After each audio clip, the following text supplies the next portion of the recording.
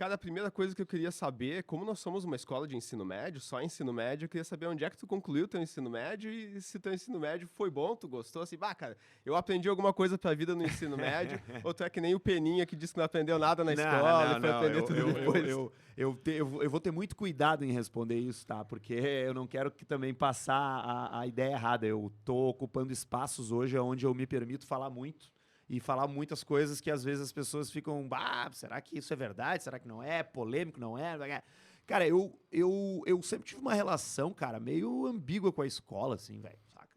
Eu gostava de ir pra escola, mas eu não gostava de ir pra aula. Eu gostava de ir pro recreio, eu gostava de ir pra aula de história, gostava de ir pra aula de geografia. Desculpa aí dar algum lamento, mas matemática não era minha. Matemática não. Matemática, química e física, cara, sabe?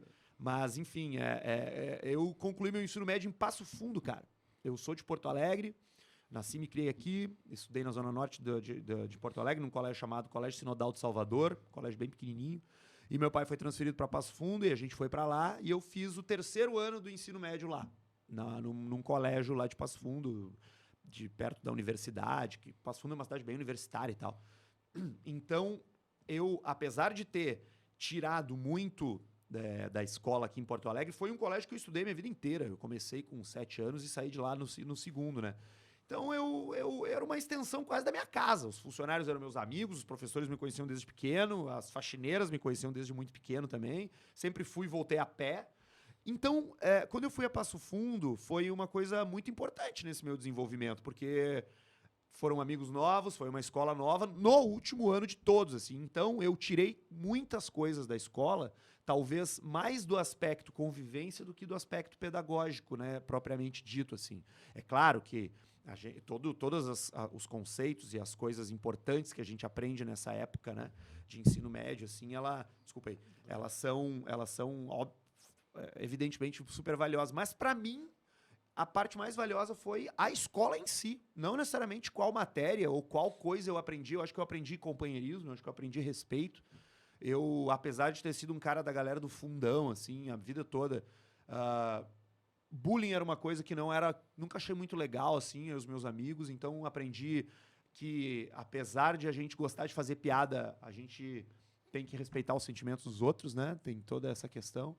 Então, eu acho que a coisa mais importante que eu tirei da escola foram esses aprendizados que permeiam a parte, né, pedagógica, assim, sabe? Ainda que a gente esteja falando de pedagogia quando a gente fala de convivência, né? Claro. A gente não está falando só de aprender uma matéria, né?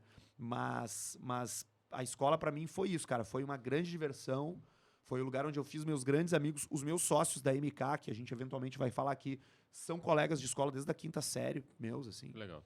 Então, a escola mora num lugar muito especial dentro do meu coração, especialmente os espaços entre as aulas. A única coisa que eu queria acrescentar aí é que nós somos professores de escola, eu sou o diretor, Rodrigo Vice, mas a gente também gosta mais do recreio, viu? Cara, eu morria de medo dos diretores, velho. Quando eu tava na escola, o diretor passava, o cara ficava todo durinho. Assim.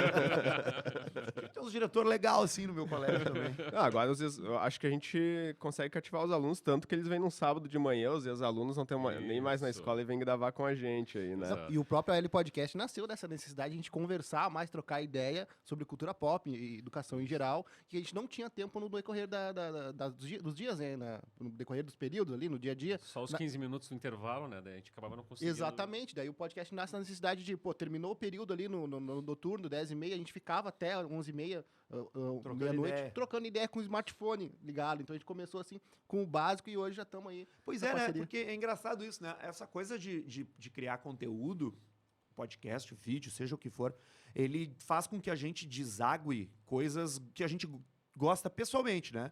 E às vezes o aluno chega e, cara, vê só o professor, ele não sabe que por trás daquele professor tem um fã de anime, ou tem um fã de rock, ou tem um fã de Segunda Guerra Mundial, ou tem um fã de cinema, e aí fica faltando uma parte que é muito legal das relações, né? Que é tu poder trocar os teus hobbies, né, velho? Então, tem um espaço para fazer isso, é magnífico. E o podcast aproxima, né? O aluno do professor pra isso aí, pra cultura pop, discute com o aluno ali sobre os mesmos livros, os mesmos filmes, que na aula de matemática não tem como parar a aula de matemática pra falar sobre um livro, um filme, né? Sim. E o podcast possibilita isso. É verdade. O nosso projeto nasceu exatamente com essa ideia, né? De a gente poder trocar uma ideia entre os professores e com os alunos, assim, porque não dá tempo na aula, né, cara? Tu Verdade. chegava na aula e começava a falar sobre o filme do Batman com os Professor alunos, não né? tem tempo, não acredito. É a primeira vez que eu ouço isso. Eu achei que vocês tinham todo o tempo do mundo, não precisasse preparar aula, não precisasse corrigir prova, não tivesse 480 turmas para atender. E aí, tu chega na aula, os alunos, aí, o senhor viu o filme do Batman? Ah, vi, cara. Daí tu olha assim, tem 5 minutos pra falar sobre o Batman, porque tem mais, os outros 50 tem que ser aula e tal, né?